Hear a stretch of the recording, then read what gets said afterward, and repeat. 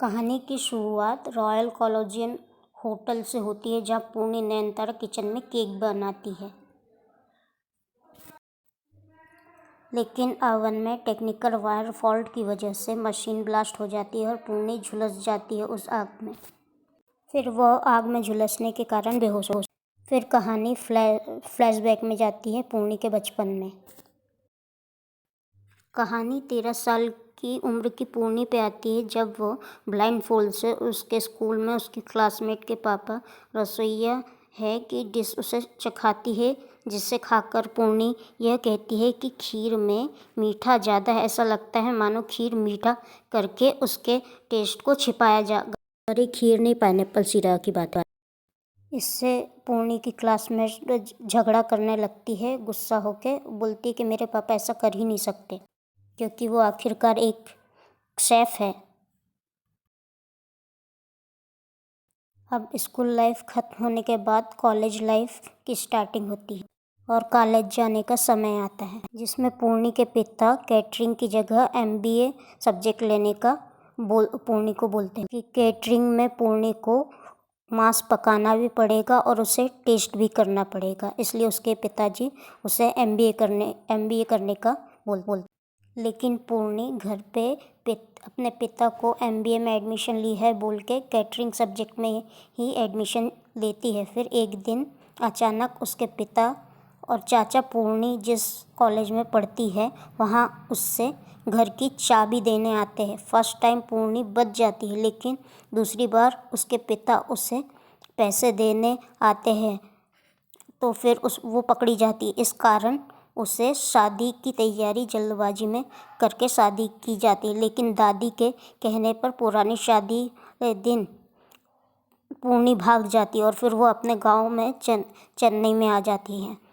कभी इस दोस्त के घर, कभी उस दोस्त के घर, और होटल में नौकरी की तलाश करती है, जहां उसे होटल रॉयल कोलिजियम में HR मैनेजर छुट्टी पे होने के कारण एग्जीक्यूटिव शेफ उसे बिना उसकी स्किल देखे मना कर देता है।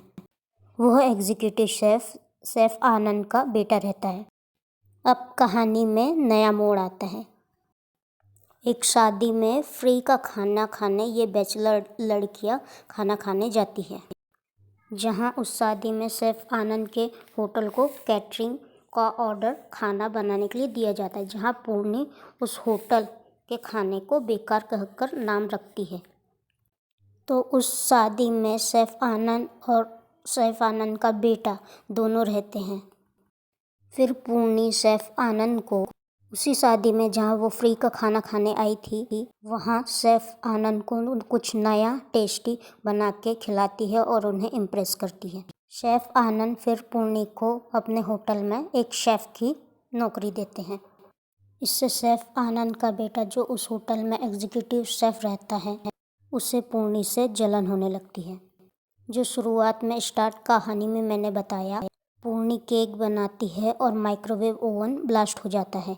इसी एग्जीक्यूटिव शेफ की करामात से होता है, लेकिन इस वजह से पूर्णी अपने स्वाद के लेकर टेस्ट सेंस खो देती है। इस बात का पता पूर्णी को तब होता है जब वो हॉस्पिटल बेड में जूस देती है, लेकिन वह जूस पीने से इनकार कर देती है क्योंकि वह जूस उसे खट्टा लगता है।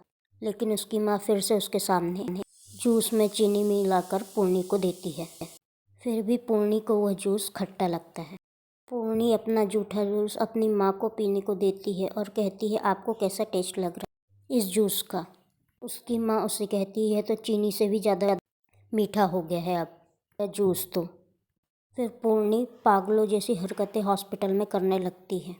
कभी नमक की डिब्बी में से नमक उठा के खाती है, हॉस्पिटल कैफेटेरिया में दूसरों की प्लेट से खाना उठा के खाती है, कभी इसकी प्लेट से कभी उसकी प्लेट से खाना को चखती है। लेकिन उसके स्वाद के लिए कम मर चुकी होती है, इसलिए वो कोई भी टेस्ट सेंस नहीं कर पाती है, जान पहचान नहीं पाती है।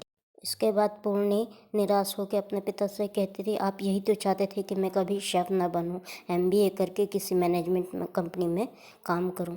इस बात को सुन के पूर्णी के पिता पूर्णी का मनोबल बढ़ाने के लिए, उसका कॉन्फिडेंस बढ़ाने के लिए शेफ आनंद के पास ले जाते हैं।